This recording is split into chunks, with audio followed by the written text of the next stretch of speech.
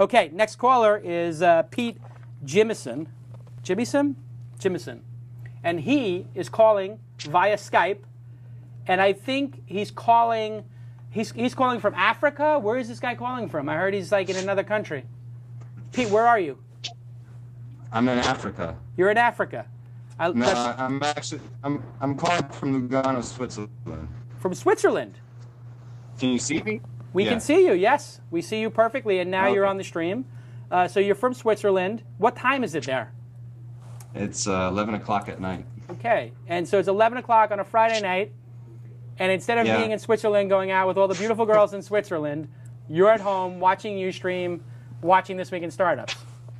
It sounds pathetic, but it's with the good intention. My wife's actually out right now, and I told her to stay out for a little bit. She's probably going to stumble in the door like Dean Martin. Okay, so you're breaking up a little bit, but tell us what your question is.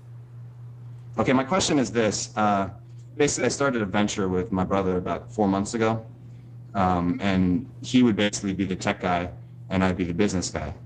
My brother graduated from Carnegie Mellon and then went on to do his PhD at Georgia Tech, so he's got a big tech background. And he was living in Brooklyn, working with IBEAM, the organization with arts and technology. I'm not sure if you're familiar with it, but basically, he's been doing his own thing, working on all sorts of ventures himself. And I said, Dave, I've got my own idea, and I'd like to follow it up with you. I would pay you, a certain amount of money as long as you help me out and we can develop it together. And what it is a social media application that I haven't seen done on the internet yet, by any means. I mean, it deals with podcasting, and can you hear me? Yeah, we can hear you perfectly. So okay. You want to get your brother involved. What's the question? No, my brother's involved, and I've been paying him. The question is, there's two questions.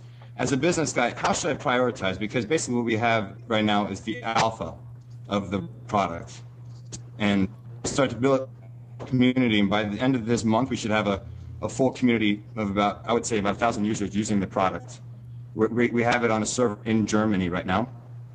And so from my end, I'm sitting here thinking, okay, number one, how can I protect my idea? Should I be consulting with lawyers right now? Is it a big deal to go out and protect the idea with IP lawyers, or should I focus more on finding investors and other parts of the business? Yeah, so I would say protecting the idea, the intellectual property stuff, if it's a web-based product, you're going to have a very hard time doing that, especially on an international basis. When Dig came out, everybody copied Dig. There's Plig in Germany. There's Digs in China, Japan, everywhere. There's no way to stop that. If you have a good idea, it's going to get copied like crazy. Facebook is a copy of MySpace, which is a copy of Friendster, which is a copy of a site called Rise. Everybody copies everybody. Everybody's inspired by everybody. Everybody evolves their idea. So I would forget that idea of trying to, patent an idea, because it very rarely happens in the web.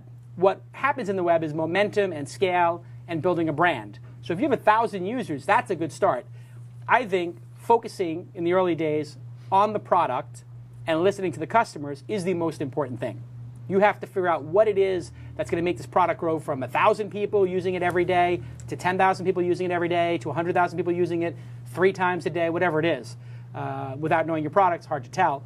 But it sounds like you're off to a good start. So I wouldn't worry about that. And I would worry about maybe getting some more users and a strategy for what the business becomes.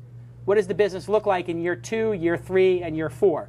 What is the ultimate goal of the business? Is the goal of the business to have 1 million people on a Twitter-like service, or 100 million people playing Texas Hold'em poker like Zanga? What exactly is the end goal? Because then you can go to the investors, and there's plenty of them out there, and you'll have credibility. So you're off to a good start with 1,000. I would say with 1,000, you could actually start talking to angel investors. When you get to 10,000, 25,000 users on the product, you can start talking to actual venture capitalists, and they might be able to give you feedback. You heard with the previous caller some advice of sort of integrating yourself into the investors' blogs and getting on their radar and asking them for advice, not for their money, just to take a look at the business and can you help me? And you'd be surprised. Venture capitalists, angel investors, and other successful entrepreneurs are more than willing to meet with you, have a cup of coffee, and hear your story. It doesn't cost them anything, Okay. and they may find a good investment. So don't be afraid to ask people for coffee to give them some feedback. Lauren, what do you think? Yeah, I agree 100%.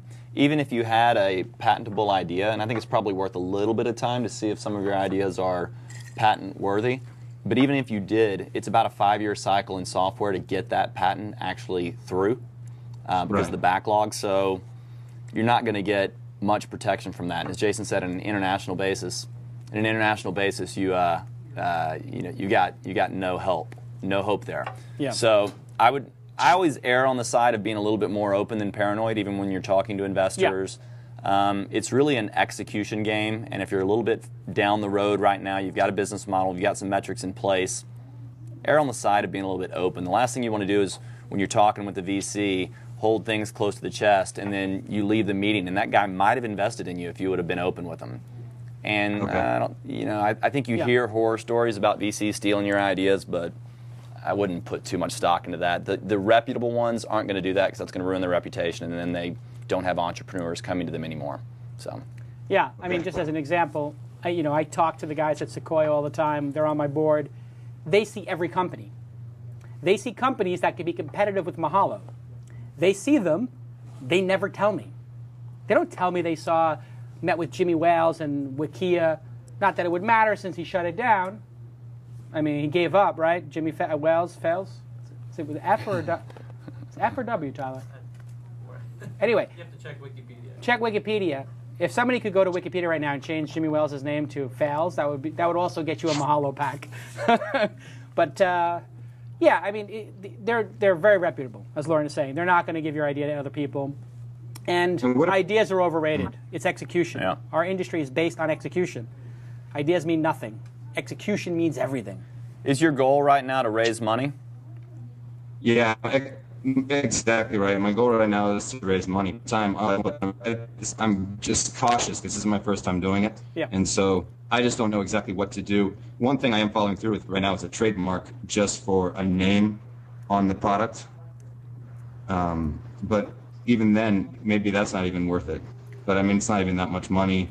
It's, I've got a good friend who works for a law firm in DC, so. Yeah, I think it's about getting people to believe in the dream right now. So, as we said with the previous caller, get your story down pat, and then find some numbers to back up your story. So numbers around the market, which everybody gets the market. If it's a social network thing, they're going to understand that. But some numbers around your specific business model. How are you going to get subscribers? How are you going to get members? How are you going to make money off of it eventually? And then if you can prove that out in a small scale, and then tell a compelling story and convince them that you guys are the team to execute on it, you got a shot. That's right. Okay. So what are you doing on September 14th and 15th? I'll take Nathan's spot. That's what I'll be doing. All right, so you get Nathan's spot. You're coming to TechCrunch 50. I'm going through the applications over the next 2 weeks. Some of the companies are killer. We've got like 4 or 5 companies already that are better than the companies last year. And last year you had great companies like Good Guide and Yammer and a bunch of other stuff. We've got companies that are better this year. Every year it gets a little better, right, Tyler? True. Incredible companies so far. I'm really psyched about TechCrunch 50.